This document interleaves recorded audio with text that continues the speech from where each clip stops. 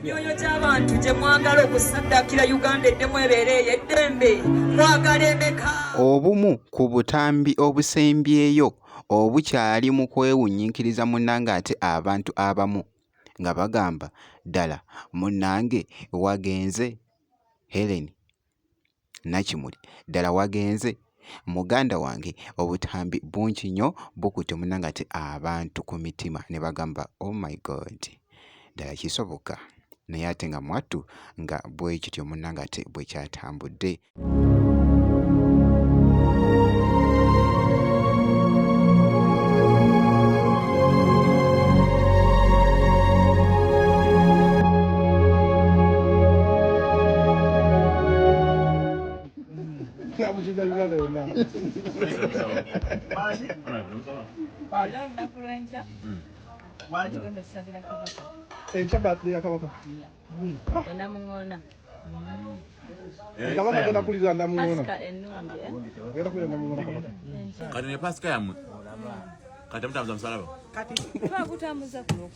Kati yo Christmas eberayo di.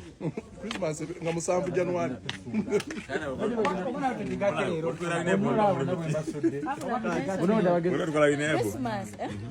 Christmas yamwe bete waita wikira.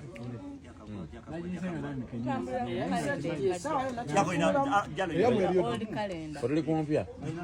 Bati ani asiriwa za kwa tufunga nga baba Afrika Festival. Abajja abape basemanya sendoga sindola abasiruwaza. Natwe tutambulira ku eyo kalenda. Kalenda yafa ewe gamba 25 before emisinde gya kabaka nga tekinnaba munnange ate kubeerawo era nga keekamu munnange ate ku butambi obwasembyeyo munnange ate omugenzi Helen Nakimuli muganda wange. Abatta abantu emyoyo mwagala emeka Uganda eddemu ebeere ya ddembe kubanga ono temugenda tutta tumalawo ekyo kibakakasa. Njagala kubuuza emyoyo gy'abantu gye mwagala okusaddaakira Uganda eddemu ebeereeyo eddembe mwagala emeka?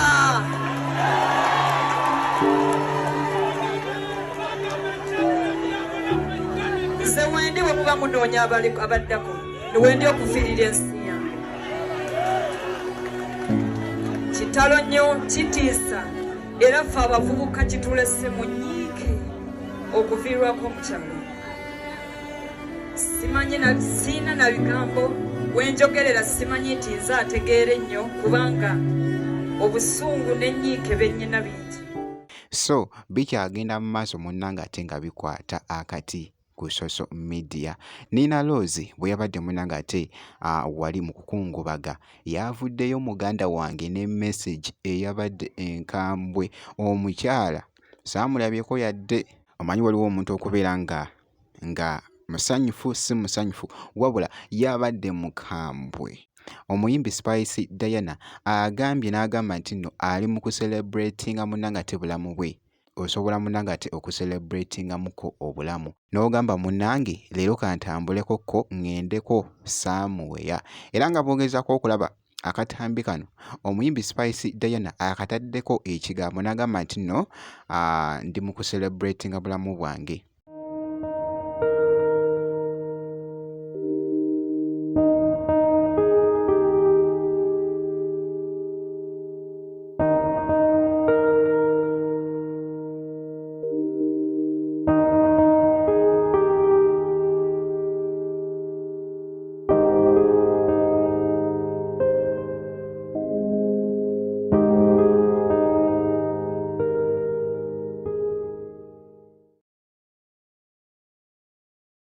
Spice Diana nga kyategeeza nti nno obulamu bwe tabulumya abuwa munnange ate kyebwagala.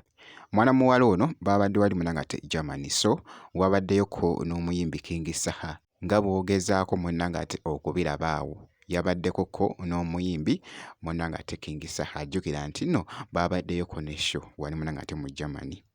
Omuyimbi munnanga ate Spice Diana. Spice Diana ye bw'atyo munnanga ate abeera yeeyagala wali munnanga ate okukamalako obumazi. Nsinzidde nno ku bifaananyi naddala bino by'ataddeyoko n'okusinziira obubaka bw'abadde ataddeko era ku bifaananyi bino munnanga ate bibadde biri mu kutambula wali